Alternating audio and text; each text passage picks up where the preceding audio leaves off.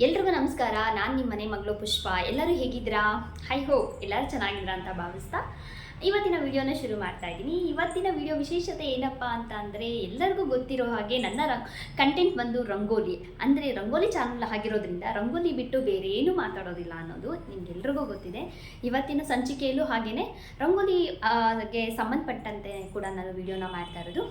ಆಗಿನ ಕಾಲದಲ್ಲಿ ನಮ್ಮ ಹಿರಿಯರು ಯಾವುದೇ ಒಂದು ಸಂಪ್ರದಾಯನ ಮಾಡಿದರೆ ಅದು ವಿಜ್ಞಾನಕ್ಕೆ ಅನುಕೂಲ ಆಗಿರಬೇಕು ಮತ್ತು ನಮಗೆ ಸಾಮಾಜಿಕವಾಗಿ ಎಲ್ರಿಗೂ ಅನುಕೂಲ ಆಗಿರಬೇಕು ಅನ್ನೋ ರೀತಿಯಲ್ಲಿ ಒಂದು ಸಂಪ್ರದಾಯನ ಮಾಡ್ತಾಯಿದ್ರು. ಅದೇ ರೀತಿ ಮುಂಚೆ ಬಾಗಿಲ ಮುಂದೆ ಸಗಣಿನ ಹಾಕ್ತಾಯಿದ್ರು. ಯಾವುದಕ್ಕೋಸ್ಕರ ಸಗಣಿನ ಹಾಕ್ತಾಯಿದ್ರು. ಮತ್ತು ಸಗಣಿ ಹಾಕೋದ್ರಿಂದ ಸಗಣಿ ಹಾಕಿ ರಂಗೋಲಿ ಹಾಕೋದ್ರಿಂದ ಏನೆಲ್ಲ ಅನುಕೂಲ ಇದೆ ಅನ್ನೋದ್ರ ಬಗ್ಗೆ ಇವತ್ತಿನ ವಿಡಿಯೋದಲ್ಲಿ ಮಾತಾಡ್ತಾ ಇದ್ದೀನಿ. ಮತ್ತು ಹಾಗೆಯೇ ಯಾವಾಗ ನಾವು ರಂಗೋಲಿನ ಹಾಕಬೇಕು, ಇಷ್ಟ ಬಂದಂತೆ ಮಧ್ಯಾಹ್ನ ಅಥವಾ ಬೆಳಗ್ಗೆ 10 ಗಂಟೆಗೆ ಆ ಥರ ಹಾಕೋದಲ್ಲ. ರಂಗೋಲಿಗೆ ಅಂತ ಅಂದ್ಬಿಟ್ಟು ಒಂದು ಸಮಯ ಅನ್ನೋದಿದೆ. ಆ ಯಾವ ಸಮಯದಲ್ಲಿ ಹಾಕಬೇಕು ಅನ್ನೋದ್ರ ಬಗ್ಗೆ ಇವತ್ತಿನ ವಿಡಿಯೋದಲ್ಲಿ ಮಾತಾಡ್ತಾ ಇದ್ದೀನಿ. ಯಾರೆಲ್ಲ ಹೊಸಬ್ರು ನನ್ನ ಚಾನಲ್ನ ನೋಡ್ತಾ ಇದ್ದೀರೋ, ಇಷ್ಟ ಆಗಿದ್ದಲ್ಲಿ ಪೂರ್ತಿಯಾಗಿ ನೋಡಿ, ಇಷ್ಟ ಆಗಿದ್ದಲ್ಲಿ ಸಬ್ಸ್ಕ್ರೈಬ್ ಮಾಡಿ, ಒಂದು ಲೈಕ್ ಮುಖಾಂತರ, ಕಮೆಂಟ್ಸ್ ಮುಖಾಂತರ ನಿಮ್ಮ ಅಭಿಪ್ರಾಯನ ತಿಳಿಸಿ ಅಂತ ಹೇಳೋಕ್ಕೆ ಇಷ್ಟಪಡ್ತೀನಿ. ಬನ್ನಿ ತಡ ಮಾಡ್ದಲೇ ವಿಡಿಯೋನ ಶುರು ಮಾಡೋಣ. ಯಾಕಪ್ಪ ಮುಂಚೆ ರಂಗೋಲಿನ ಅಂದರೆ ಸಗಣಿನ ಹಾಕಿ ಮನೆ ಮುಂದೆ ಸಾರಿಸ್ತಾ ಇದ್ರು ಅನ್ನೋದಕ್ಕೆ ತುಂಬ ಕಾರಣಗಳು ಇದೆ. ಅದರಲ್ಲಿ ನಾನು ಏನು ಹೇಳೋಕ್ಕೆ ಹೊರಟಿದ್ದೀನಿ ಅಂದರೆ, ಸಗಣಿ ಮನೆ ಮುಂದೆ ಹಾಕೋದ್ರಿಂದ ಆಗಿನ ಕಾಲದಲ್ಲಿ ಮನೆ ಮುಂದೆ ಯಾವುದೇ ಸಿಮೆಂಟ್ ನೆಲ ಇರ್ತಿರಲಿಲ್ಲ, ಟೈಲ್ಸ್ ಇರ್ತಿರಲಿಲ್ಲ. ನಿಮಗೆಲ್ಲರಿಗೂ ಗೊತ್ತೇ ಇದೆ, ಮಣ್ಣಿನ ನೆಲ ಇರ್ತಾಯಿತ್ತು, ಸರಿನಾ?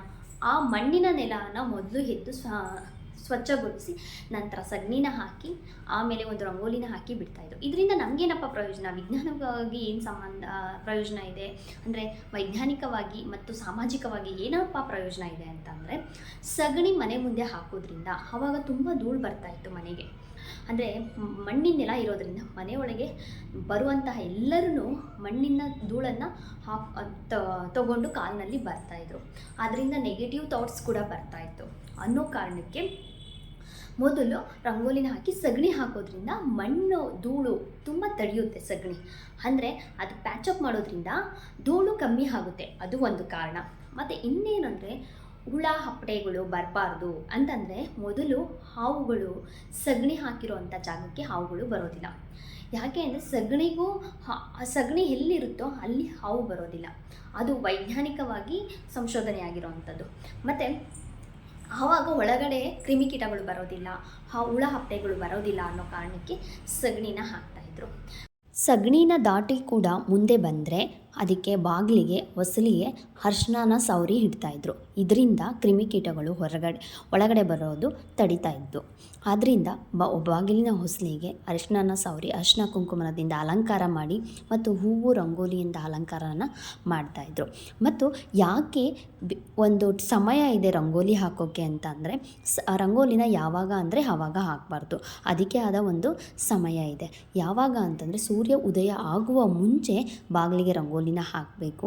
ಮತ್ತು ಸೂರ್ಯ ಉದಯ ಆದಮೇಲೆ 10 ಗಂಟೆ, 11 ಗಂಟೆ ಅಥವಾ 7-8 ಗಂಟೆಗೆ ಈ ಥರ ರಂಗೋಲಿಗಳನ್ನ ಹಾಕಬಾರ್ದು.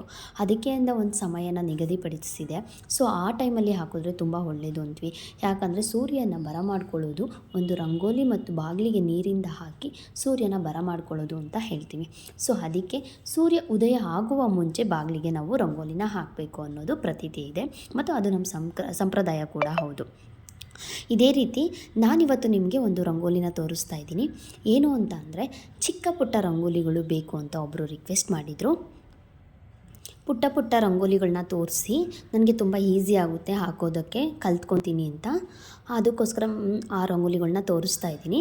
ಇದು ಇವರೇ ಹೇಳಕ್ಕೆ ಹೇಳಿದ್ದು, ಕಾವ್ಯ ಅಂತ. ಇವ್ರದ್ದು ಒಂದು ಚಾನಲ್ ಕೂಡ ಇದೆ.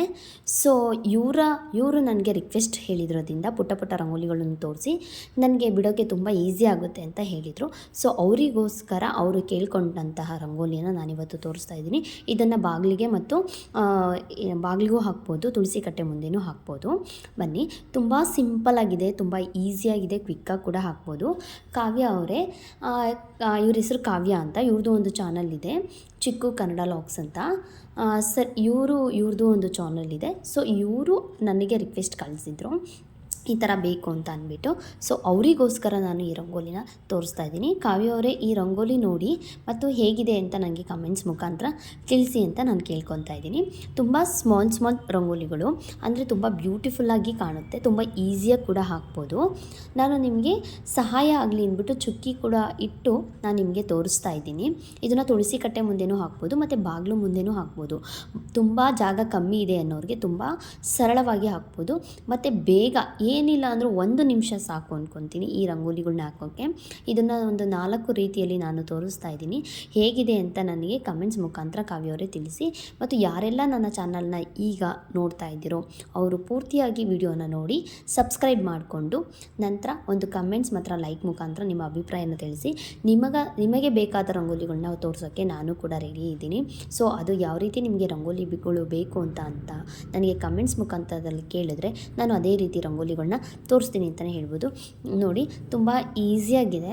ಬರೀ ಫ್ಲವರ್, ಇದು ಆ ಸೈಡ್ ಈ ಸೈಡು ಒಂದು ಸ್ವಲ್ಪ ಫ್ಲವರ್ ಡೆಕೋರೇಷನ್ನ ಕೊಟ್ಟಿದ್ದೀನಿ. ಈಸಿ ಅಂದರೆ ಈಸಿ, ಇದಕ್ಕೇನು 1 ನಿಮಿಷನೂ ಬೇಕಾಗಲ್ಲ ಅಂದ್ಕೊತೀನಿ. ಅಷ್ಟು ಬೇಗ ಹಾಕ್ಬೋದು. ಇದಕ್ಕೆ ತುಂಬ ಸಮಯನೂ ಹಿಡಿಯೋದಿಲ್ಲ. ಇದು ಫಸ್ಟ್ ಒಂದು ರಂಗೋಲಿ. ಈಗ ತೋರಿಸ್ತಾ ಇರೋದು 2ನೇ ರಂಗೋಲಿ. ನೋಡಿ, ಒಂದು ಎಳೆನ ಎಳೆದು ಡಬಲ್ ಎಳೆ, ಒಂದು ಎಳೆ ಎಳೆದು ಅದಕ್ಕೆ ಒಂದು ಡಿಸೈನ್, ಒಂದು ಪಿಕಾಕ್ ಡಿಸೈನ್ ಥರ ಮಾಡಿದ್ದೀನಿ.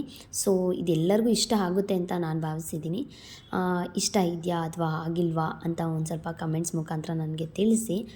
ರಂಗೋಲಿ ಅನ್ನೋದು ನಮ್ಮ ಸಂಪ್ರದಾಯದಲ್ಲಿ ತುಂಬ ಪ್ರಾಮುಖ್ಯತೆಯನ್ನು ಪಡೆದಿದೆ. ಅದಕ್ಕೋಸ್ಕರ ನಾನು ಪದೇ ಹೇಳ್ತಾ ಇದ್ದೀನಿ, ಪ್ರತಿನಿತ್ಯ ರಂಗೋಲಿಗಳನ್ನ ಹಾಕಿ ರೂಢಿ ಮಾಡ್ಕೊಳ್ಳಿ, ಅದರಿಂದ ಅನುಕೂಲನ ಪಡ್ಕೊಳ್ಳಿ ಅಂತ.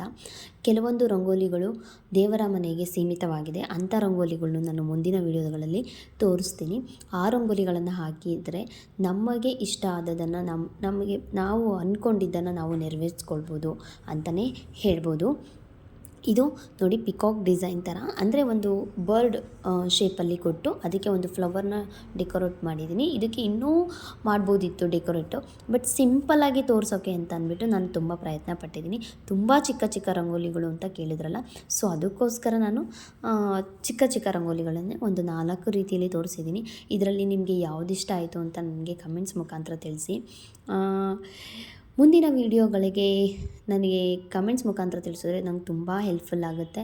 ಯಾಕಂದರೆ ಒಂಥರ ಎಂಕರೇಜ್ ಮಾಡ್ದಂಗೆ ಆಗುತ್ತೆ. ಈ ರೀತಿ ನನಗೆ ಕೇಳ್ತಾಯಿದ್ರೆ, ಈ ರೀತಿ ರಂಗೋಲಿ ಬೇಕು, ಆ ರೀತಿ ರಂಗೋಲಿ ಬೇಕು ಅಂತ ಕೇಳ್ತಾಯಿದ್ರೆ ನಮಗೂ ಉತ್ಸಾಹ ಜಾಸ್ತಿ ಆಗುತ್ತೆ ಹಾಕೋದಕ್ಕೋಸ್ಕರ ಅಂತ ಕೇಳ್ಕೊತ ನಮಸ್ಕಾರ. ಎಲ್ಲರಿಗೂ ಒಳ್ಳೆಯದಾಗಲಿ. Thank you so much.